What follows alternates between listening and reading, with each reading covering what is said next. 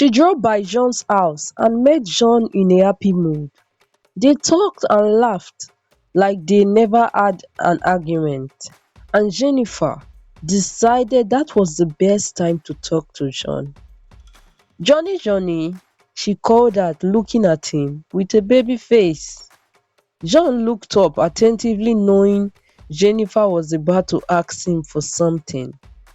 Jennifer brought out her phone and scrolled through her gallery until she saw it, the eight-step cake with a letter of her name boldly written on each of the cake.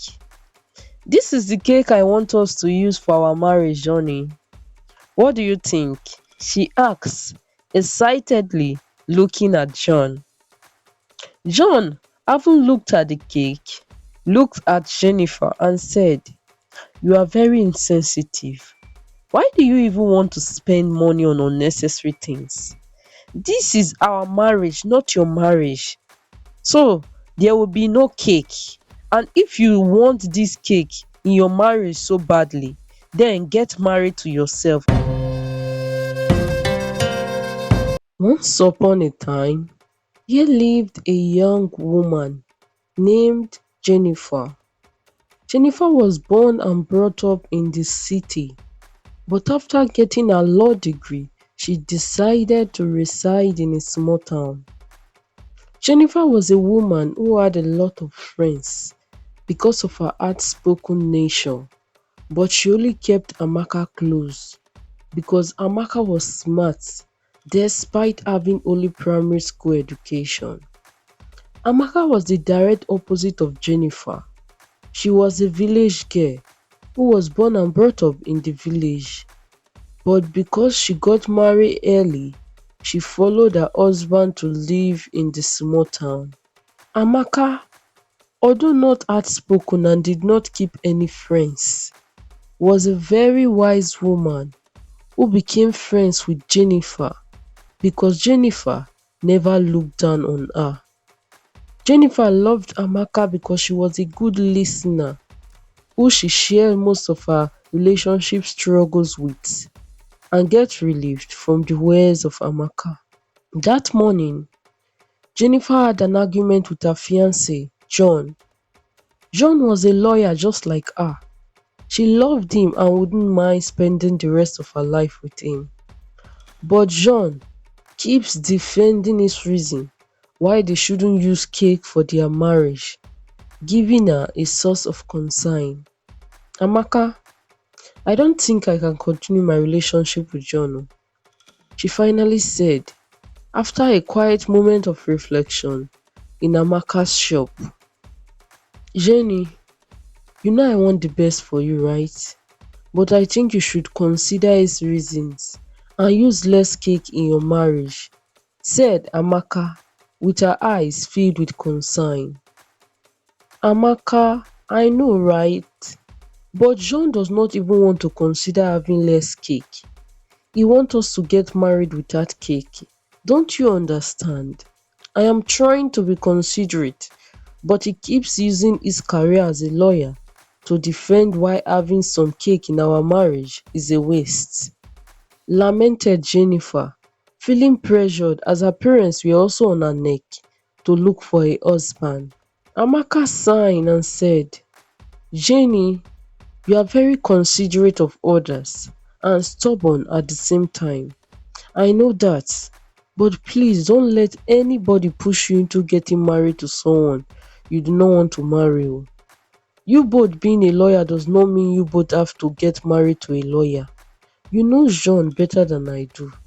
And although I know you can sometimes be silly when it comes to the kind of marriage cake you want, you are not greedy, my friend," Amaka said and hugged Jennifer, who felt grateful for having such an understanding friend in her life.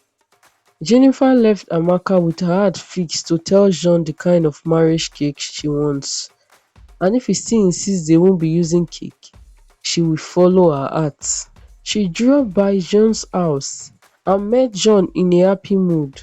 They talked and laughed like they never had an argument, and Jennifer decided that was the best time to talk to John. "Johnny, Johnny," she called out, looking at him with baby eyes. John looked up attentively, knowing Jennifer was about to ask him for something. Jennifer brought out her phone and scrolled through her gallery until she saw it, the 8-step cake, with a letter of her name boldly written on each cake. "This is the cake I want us to use for our marriage, honey. What do you think?" she asked, excitedly looking at John. John, having looked at the cake, looked at Jennifer and said, "You are very insensitive. Why do you even like spending money on unnecessary things? This is our marriage, so there will be no cake. And if you want this cake in your marriage so badly, then get married to yourself and you can have 10 of these in your marriage." Jennifer could not believe her eyes. This wasn't the first time John was hurting her with his words, but would be the last time Jennifer stepped foot in his house. She broke up with him there, blocked and deleted his number, and that was how her relationship with John ended. Jennifer took Amaka's advice and stopped thinking of marriage because of her parents. She devoted her time and energy into her career as she enjoyed her singleness. 2 months later, Jennifer decided to visit UBA Bank because she was having issue transferring money online.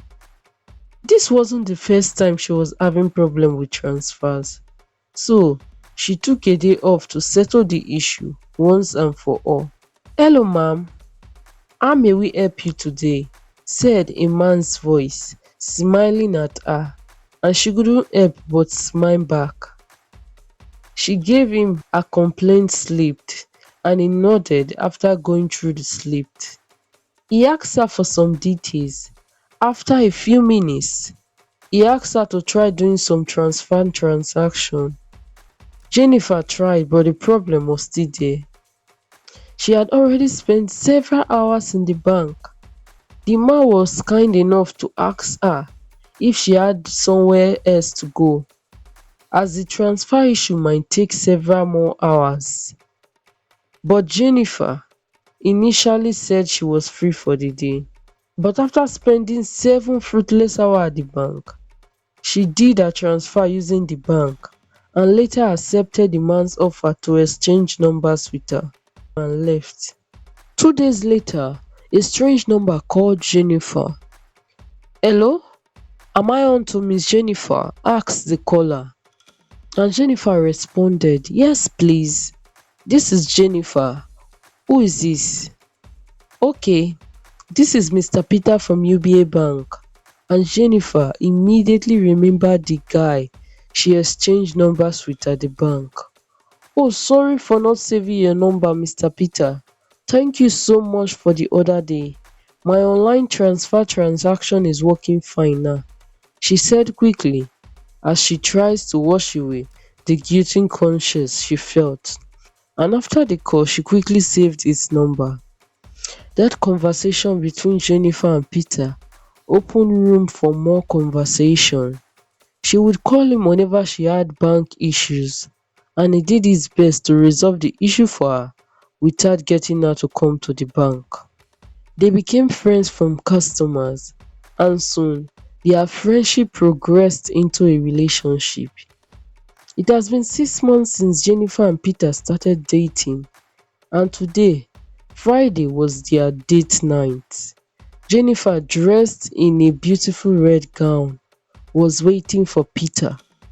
She had initially wanted to decline his offer to ride her to their favorite restaurant, but after reconsidering, she accepted. It was already 8 p.m. and there was no sign of Peter, who promised to initially pick her by 6 p.m. She was already getting worried when she saw him drive in. She felt angry but maintained a calm expression. Peter came in and instead of explaining why he came late, he went on one knee and asked the big question, "Jenny, will you marry me?" Jennifer did not know how to feel, but Peter's family members soon appeared and started shouting, "Say yes, say yes, Say yes. And she finally said yes as tears flowed down her cheeks.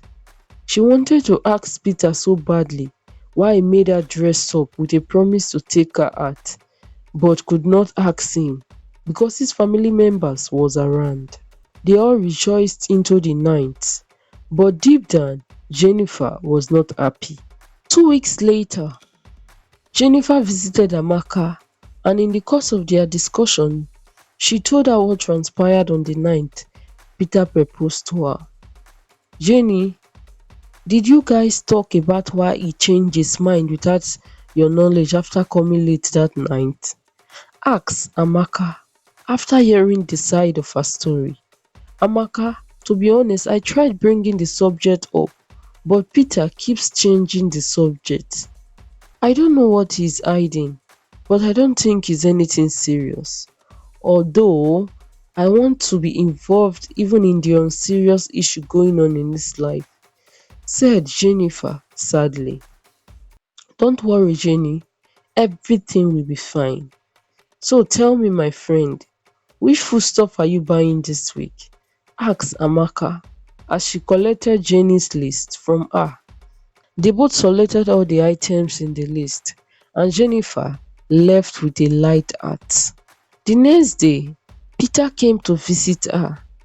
Babe, I have come to show you the progress of our marriage preparation. Here is the wedding gown my mom chose for you. My sister will be making the three-step cake, and as for the food and drink, my mom will be hiring a catering service. Peter continued to show Jennifer his phone without paying attention to her expression, but he stopped when he heard, "So, your mom is the reason."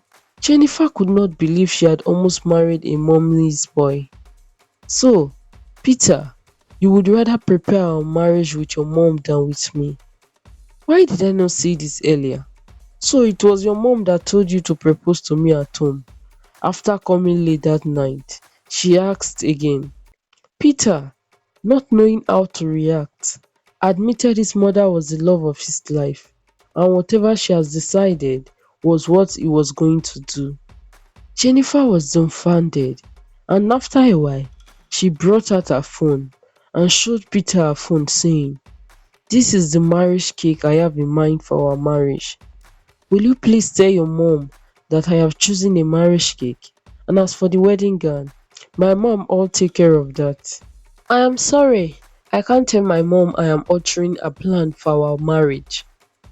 Jenny, my mom means well for the both of us, and come to think of it, we all spend more money if we do the preparation your way.